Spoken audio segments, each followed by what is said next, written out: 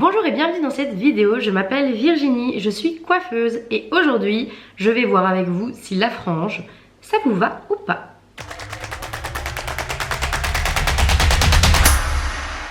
Qui n'a jamais rêvé de se faire une frange ou de se la couper soi-même d'ailleurs? Je pense qu'on l'a toutes fait au moins une fois dans notre vie, surtout après cette période Covid. Personnellement je l'ai fait, beaucoup d'amis l'ont faite, donc on est dans le même bateau. Longue, droite, sur le côté, effilée, très courte, les franges, il y en a vraiment de toutes sortes. Mais est-ce que ça va vraiment m'aller ou pas? Sachant que les cheveux, ça a aussi des textures différentes. Est-ce qu'une bouclée peut avoir une frange? Est-ce qu'une crépue peut avoir une frange? Est-ce que si on a très peu de volume et des cheveux très fins, on peut avoir une frange? Eh bien sachez que même si c'est un très mauvais souvenir d'enfance pour beaucoup d'entre nous, la frange va à... Excusez-moi, il y a mon chat. Oui, Booster? Qu'est-ce qu'il y a? Qu'est-ce qu'il y a, bébé? La frange va à tout le monde. Exception faite que ça doit correspondre à votre morphologie du visage. Je vous renvoie donc à la vidéo que j'ai faite justement sur la morphologie, comment deviner quelle est votre morphologie de visage. Je vous la mets en barre d'infos. N'hésitez pas à aller la visionner et puis à revenir juste ici après. On va démarrer par les visages allongés, donc ovales ou oblongs. Si vous aimez les franges longues et droites, vous allez être comblé parce que c'est la frange parfaite pour vous. Le mieux, c'est qu'elle s'arrête entre vos sourcils et vos cils, vraiment pour casser un petit peu le côté allongé et donner un effet plus doux à votre visage. Les franges à éviter vraiment dans votre cas, ça va être tout ce qui va être très court, ça va vraiment... accentuer l'effet allongé ou alors très court et sur le côté. En fait on ne va voir que la forme allongée du visage et donc ça ne nous convient pas du tout. Pour les visages ronds comme le mien, il vaut mieux miser sur une frange droite, effilée, légèrement dégradée, aussi également niveau sourcil, mais qui peut descendre un peu sur vos cils. Ce qui peut être très bien également, c'est une longue frange sur le côté ou encore la frange, la fameuse frange rideau. Celle-là pour les visages ronds, elle est parfaite, elle va vraiment casser un petit peu les pommettes un peu trop hautes et la forme très ronde du visage et ça se marie super bien. Ça va justement donner un côté plus longiligne au visage et ça c'est ce qu'on souhaite. A contrario, évitez absolument la frange toute droite si vous avez le visage rond. Avec une frange toute droite, pas effilée, pas dégradée, en fait on va juste remarquer que tout le bas est encore plus rond. Si vous avez le visage en forme carrée ou alors les mâchoires très saillantes, ce que je peux vous conseiller c'est la longue frange sur le côté. Vraiment celle-là elle va permettre de casser et d'adoucir en fait votre visage.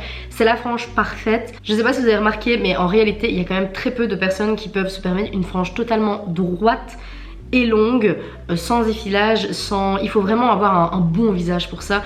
On va dire le visage ovale, tout lui va, donc là clairement il y a plus d'options, mais il faut quand même faire très attention. La frange ça va à tout le monde, mais comme je vous l'ai dit, à quelques petits détails près. Et là vous vous dites, oui mais si j'ai les cheveux fins, dans ta dernière vidéo tu as dit que les cheveux fins, la frange, il fallait faire attention.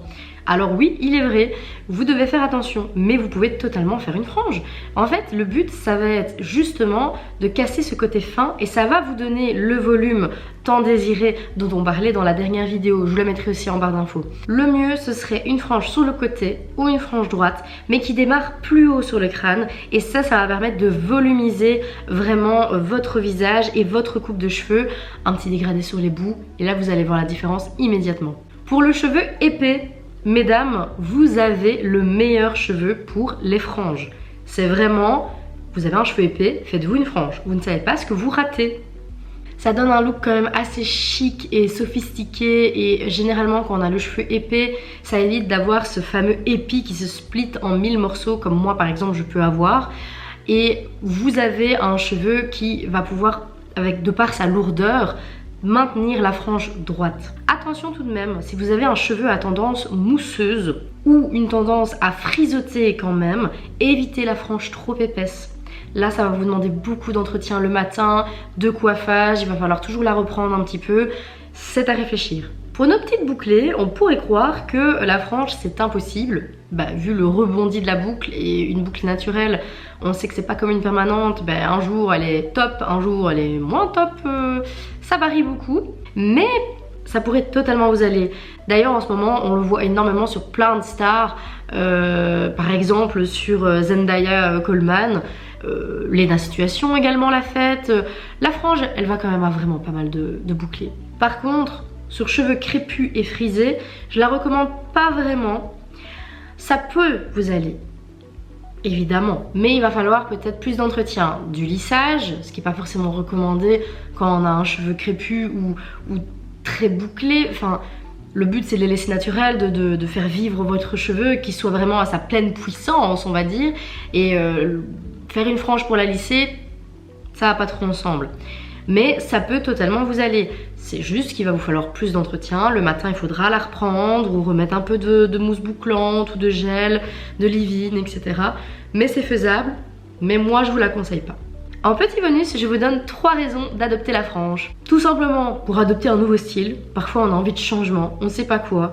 Avant de faire des bêtises dans nos cheveux, de les couper trop courts, de pleurer, de faire un dégradé, de pleurer, de changer de couleur, de pleurer. T'as essayé la frange? Et en plus, c'est un changement de look qui va vous faire des économies, parce qu'une frange, ça va pas vous faire refaire toute votre garde-robe, contrairement à un changement de couleur. La frange, ça permet également de sublimer certaines parties de votre visage. Les yeux, le sourire. On va vraiment mettre en avant les parties qu'on préfère le plus en fonction de la frange, évidemment. Ça peut être pommette, ou ça peut être mâchoire, ou ça peut être à l'inverse. Vraiment les yeux, le sourire, c'est une façon idéale de se dire voilà mon visage, je ne sais pas comment diriger la lumière sur mes parties préférées, la frange elle va vous aider à faire ça. Après il faut savoir aussi que la frange elle va pouvoir à l'inverse vous permettre de cacher des zones que vous n'aimez pas.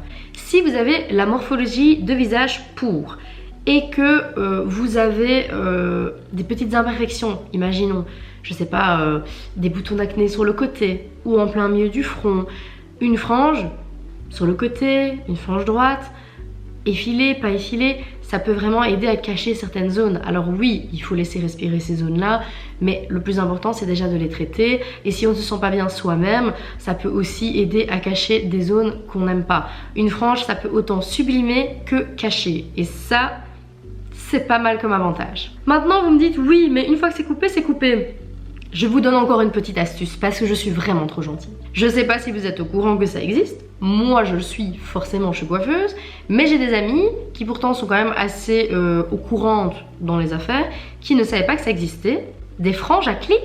Vous pouvez en commander un petit peu partout. Je pense même que ça peut se trouver dans 2-3 magasins professionnels à accès libre comme les Produo par exemple en Belgique. C'est une frange que vous allez clipser et vous la mettez et vous pouvez regarder. Alors généralement elles sont précoupées.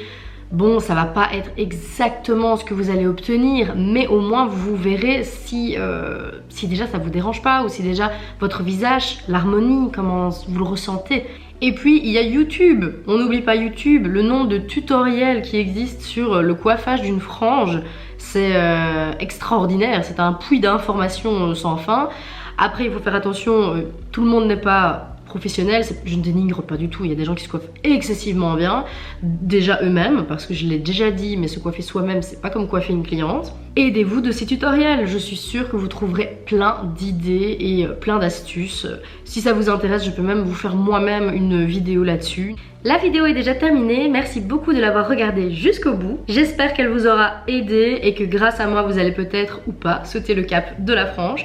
Et quelle frange, j'ai tellement hâte de le savoir. N'hésitez pas à m'envoyer des messages, que ce soit ici ou même sur mon Instagram Lazulière.